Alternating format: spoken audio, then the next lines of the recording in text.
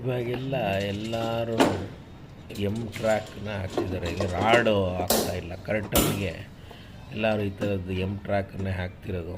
ಇಲ್ಲಿ wooden box ಮಾಡಿದ್ರಿಂದ ನಾವು ಇಲ್ಲಿ ಡಬಲ್ ಟ್ರ್ಯಾಕನ್ನು ಸೀಲಿಂಗ್ ಮಾಡ್ತೀವಿ. ಈ ಎಮ್ ಟ್ರ್ಯಾಕ್ ಯಾಕಂದರೆ ಈಸಿ ಮೂಮೆಂಟ್ ಇರುತ್ತೆ, ಕಂಪ್ಲೀಟ್ ವೀಲ್ಸ್ ಇರೋದ್ರಿಂದ ಅದರಲ್ಲಿ ಈಸಿ ಮೂಮೆಂಟ್ ಆಗುತ್ತೆ. ಹಾಗಾಗಿ ಎಲ್ಲರೂ ಈಗ ಎಮ್ ಟ್ರ್ಯಾಕ್ಗೆ ಹೋಗ್ತಿದ್ದಾರೆ. ಇದು ಈ ಥರ ಪ್ಲೀಟೆಡ್ ಸ್ಟಿಚಿಂಗ್ ಮಾಡಿ ಕರ್ಟನನ್ನು ಈಗ ಮಾಡಿದ್ರೆ ಚೆನ್ನಾಗಿ ಕಾಣುತ್ತೆ. ಅದು ಟ್ರ್ಯಾಕನ್ನು ಸಹ ಕವರ್ ಮಾಡ್ಬೋದು ಬಾಕ್ಸ್ ಇಲ್ಲದೆ ಇದ್ರೂ. ಇಲ್ಲಿ ಬಾಕ್ಸ್ ಇರೋದ್ರಿಂದ ನಾವು ಸೀಲಿಂಗಿಗೆ ಹಾಕಿದ್ದೀವಿ. ಇಲ್ಲಿ ನೋಡಿ, ಇದು ಶೇರ್ ಕರ್ಟನ್ನು ಕಂಪ್ಲೀಟ್ ಎಂಬ್ರಾಯ್ಡ್ರಿ ಆಗಿದೆ.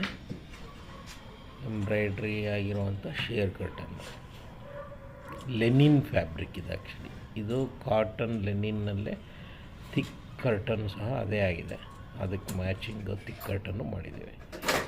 ಸೊ ಲೆನಿನ್ ಫ್ಯಾಬ್ರಿಕ್ ಮೇಲೆ ಎಂಬ್ರಾಯ್ಡ್ರಿ ಆಗಿರೋ share curtain and thick curtain. ಇದು 2 ಟ್ರ್ಯಾಕ್ಸಲ್ಲಿ ಬಂದಿರೋ ಅಂಥ ಕರ್ಟನ್.